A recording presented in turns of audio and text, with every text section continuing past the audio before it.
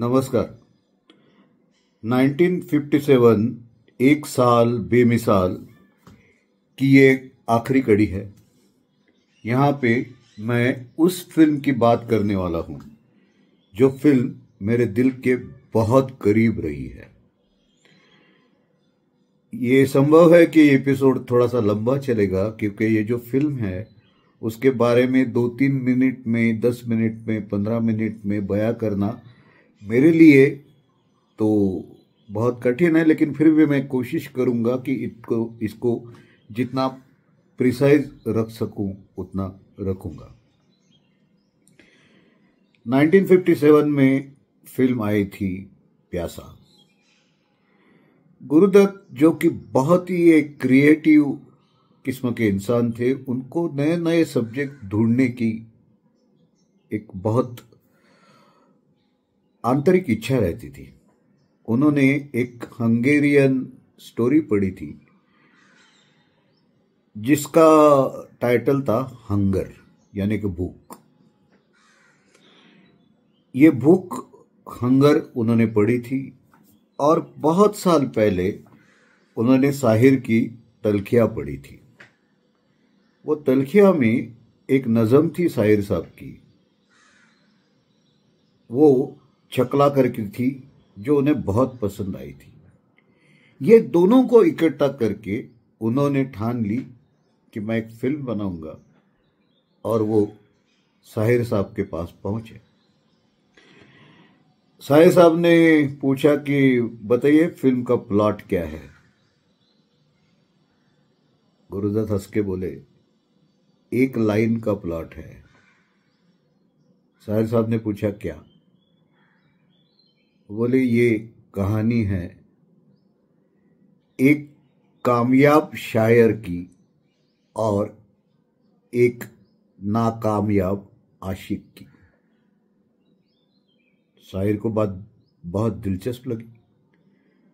उन्होंने कहा कि जरूर इस पे काम करेंगे। तो गुरुदत्त साहब ने बोला कि इसमें आपकी चकला तो आनी ही आनी है। अभी कैसे आनी है, किस तरह से आनी है, वो हम बाद में सोचेंगे, लेकिन ये नज़म तो ये फिल्म में जरूर होगी। शायर साहब बहुत खुश हो गए। ये फिल्म ऐसी है जो गुरुदत्त के सभी एंगल को बहुत अच्छे तरह से लोगों के सामने लाती है। मैं शुरू करूंगा उस गाने से जिसमें गुरुदत्त जी का सॉन्ग पिक्चराइज करने का जो नजरिया है वो हमें बिल्कुल साफ नजर आता है। मेरे ख्याल से 3 दिग्दर्शक ऐसे हैं जिन्होंने सॉन्ग पिक्चराइजेशन में बहुत बड़ा अपना इम्प्रेशन छोड़ा है। एक है राज कपूर साहब, दूसरे विजयानंद साहब और तीसरे गुरुदत्त साहब। ये गाना सुनिए, ये सुनिए भी, देखिए भी, इसके शब्द भी सुनिए, म्यूजिक भी सुनिए, और सबसे बड़ी बात पिक्चराइजेशन देखिए। हम आपकी आंखों में इस दिल को बसा दे तो।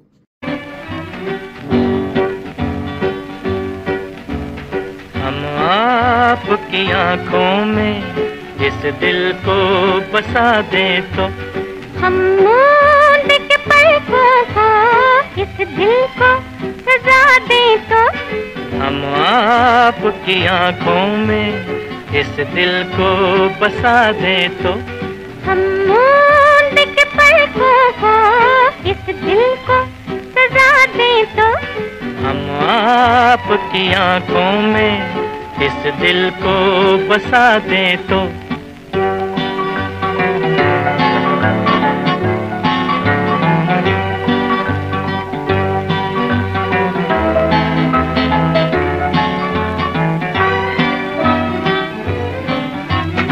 इन जुल्फों में गूंदेंगे हम फूल मोहब्बत के, जुल्फों को झटक कर हम ये फूल गिरा दे तो, इन जुल्फों में गूंदेंगे हम फूल मोहब्बत के। जुल्फों को झटक कर हम ये फूल गिरा दें तो हम आपकी आंखों में इस दिल को बसा दें तो। पिक्चर बननी तो शुरू हो गई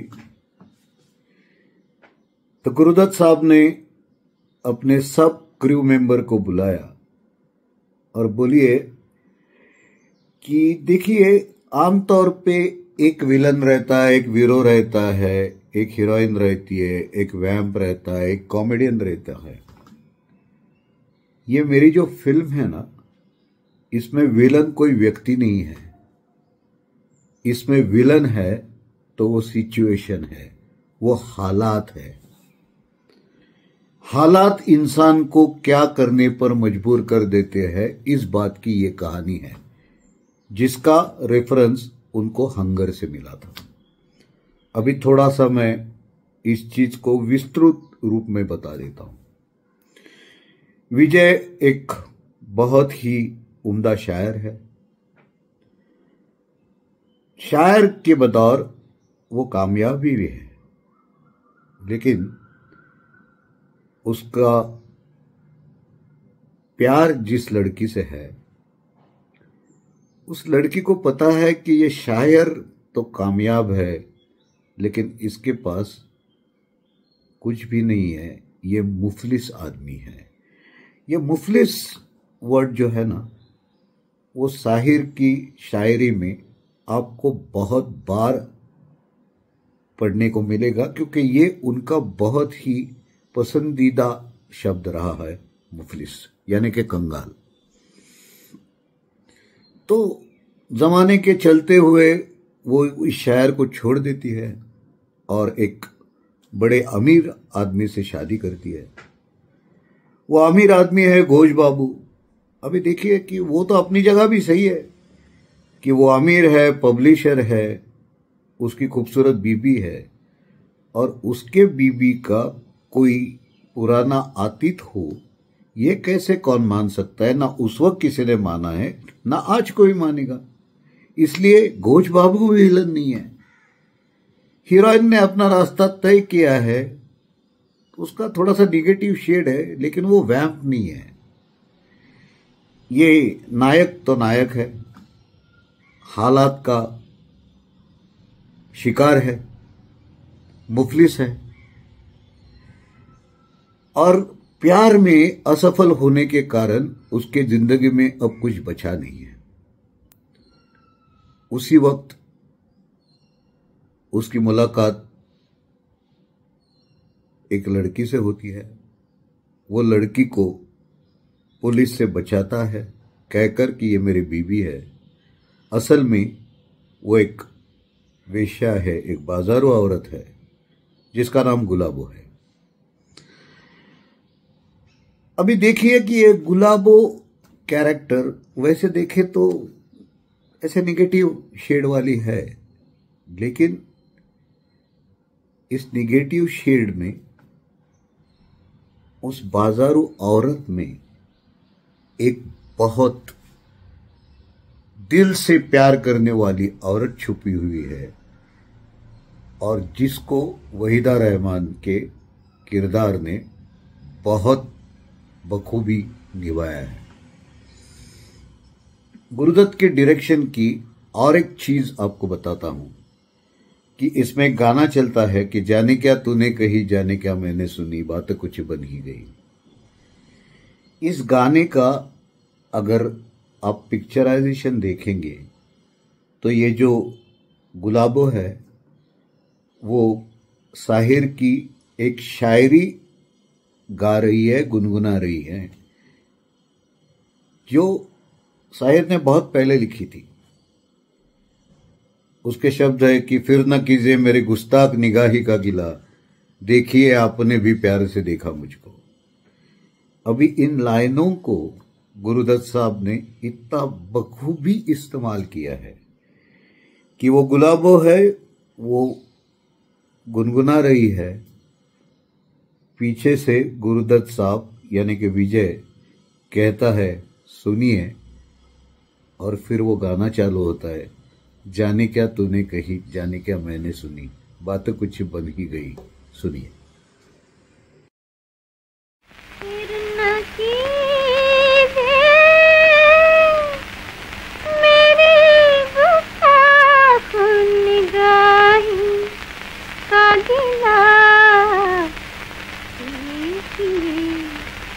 आपने फिर प्यार से देखा मुझको, देखिए आपने।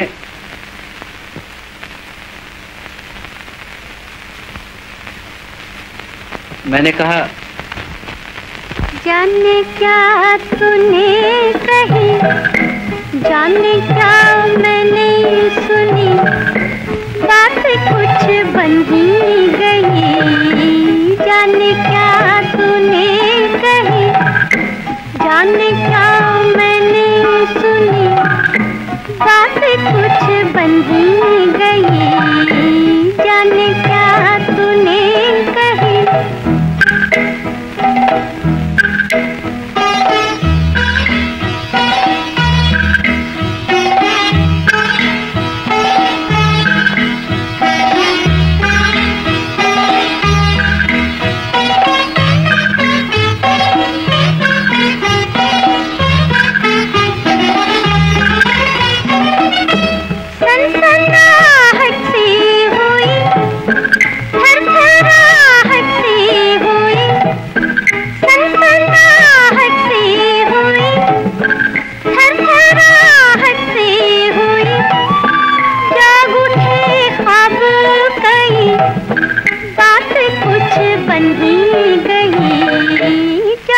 क्या तूने कही, जाने क्या मैंने सुनी, बात कुछ बन ही गई। जाने क्या तूने कही। एस.डी. बर्मन के म्यूजिक के बारे में कुछ कहे बगैर प्यासा अधूरा रह जाएगा। एक ही चीज बोलना चाहूंगा कि ज्यादातर गुरुदत्त के लिए मोहम्मद रफी का प्लेबैक इस्तेमाल करने वाले एस.डी. बर्मन ने एक गाने के लिए हेमंत कुमार का चयन किया और वो कितना सही था वो गाना देखने और सुनने के बाद हमको पता चलता है कि नहीं, इस गाने में हेमंत कुमार जी ही चाहिए थे। गाने के बोल तो सबको पता है, जाने वो कैसे लोग थे जिनके प्यार को प्यार मिला, हमने तो बस कलियां मांगी कांटों का हार मिला। सुनिए। जाने वो कैसे लोग थे जिनके प्यार को प्यार मिला, हमने तो जब कलियां मांगी कांटों का हार मिला। जाने वो कैसे लोग थे जिनके प्यार को प्यार मिला।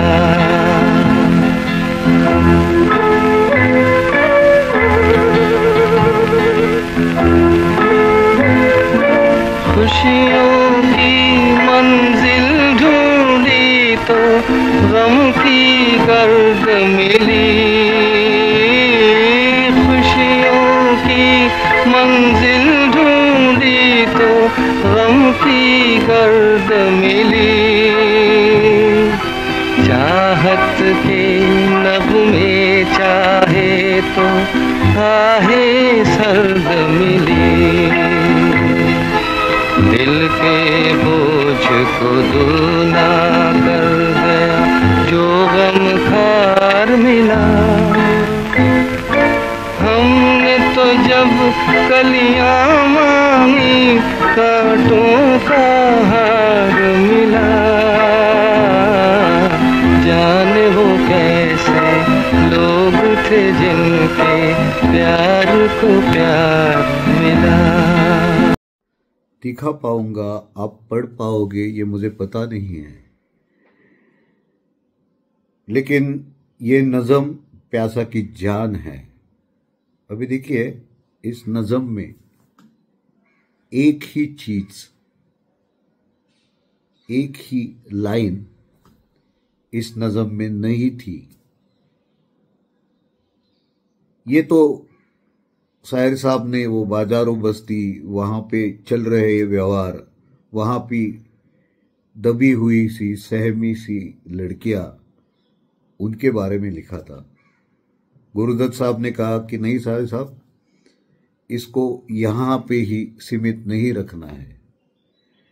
आज हम हमारे देश की बात करेंगे, हिंदुस्तान की बात करेंगे, तो उसकी तस्वीर भी इससे कुछ हटके नहीं है।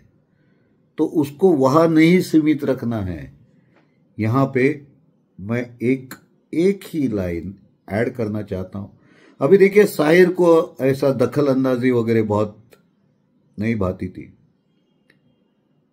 लेकिन जो कि गुरुदत्त साहब की प्रतिभा पे शायर को भी बहुत विश्वास था, तो उन्होंने कहा कि ठीक है, आप लाइन बताइए, मुझे अच्छी लगी तो मैं ऐड कर दूंगा। उन्होंने एक ही लाइन ऐड की, वो थी, जिन्हें हिंद पर नाज है वो कहाँ है, कहाँ है, कहाँ है। सुनिए। ये महलों, ये तख्तों, ये ताजों की दुनिया, ये इंसान के दुश्मन समाजों की दुनिया। ये महलों, ये तख्तों, ये ताजों की दुनिया, ये इंसान के दुश्मन समाजों की दुनिया। ये दौलत के भूखे रवाजों की दुनिया, ये दुनिया अगर मिल भी जाए तो क्या है। हर एक जिस्म घायल, हर एक रूह प्यासी, निगाहों में उलझन, दिलों में उदासी। ये दुनिया है या आलमे बद हवासी, ये दुनिया अगर मिल भी जाए तो क्या है। यहां एक खिलौना है इंसान की हस्ती, ये बस्ती है मुर्दा परस्तों की बस्ती। यहां पर तो जीवन से है मौत सस्ती, ये दुनिया अगर मिल भी जाए तो क्या है। प्यासा ने शायर को सबसे बड़ा कामयाब शायर बना दिया। गुरुदत्त बहुत सफल डायरेक्टर रहे। वहीदा जी पूरे फिल्म पर अपना डिग्निफाइड कैरेक्टर लेकर छाई रही। माला सिन्हा ने अपना किरदार बहुत अच्छा निभाया। रहमान की पर्सनालिटी में एक रॉयल टच है, वो भी यहाँ पे अच्छी तरह देखने को मिला।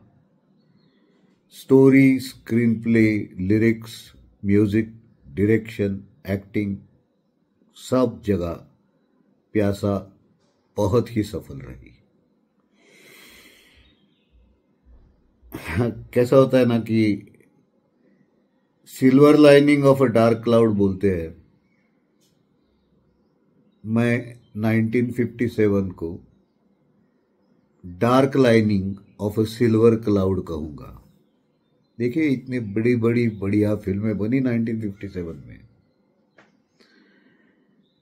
लेकिन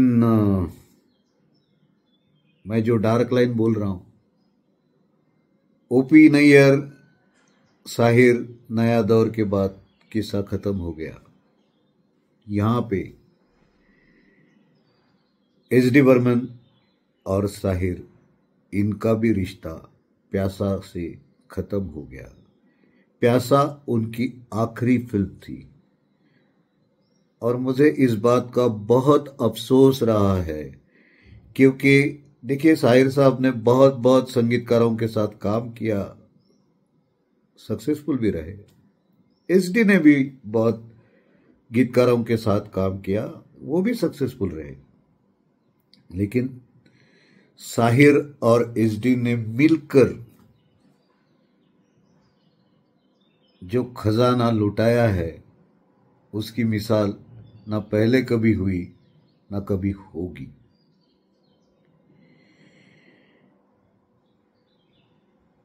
और शायद इसी वजह है कि ये जो ईगो है, ये जो अप वनमैनशिप है, वो उसके बारे में हम क्या कहें, हम बहुत छोटे लोग हैं।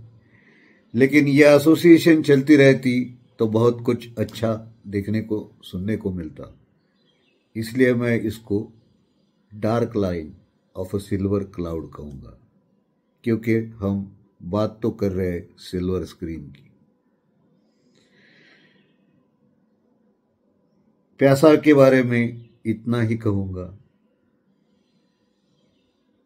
कि आज भी जिस मूवी की प्यास, जिस मूवी को देखने की, महसूस करने की, अनुभव करने की प्यास कम नहीं हुई है, ऐसी ये एक सबसे बेहतरीन फिल्म है प्यासा।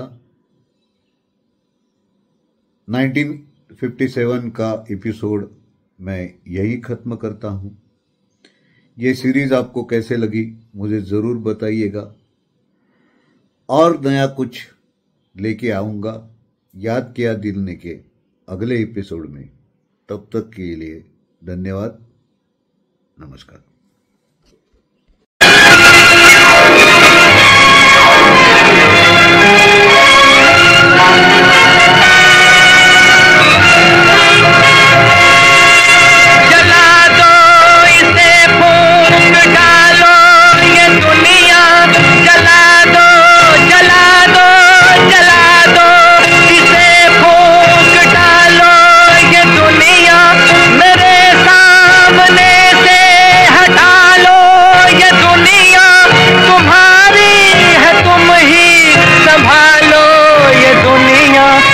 दुनिया अगर मिल भी जाए तो क्या है।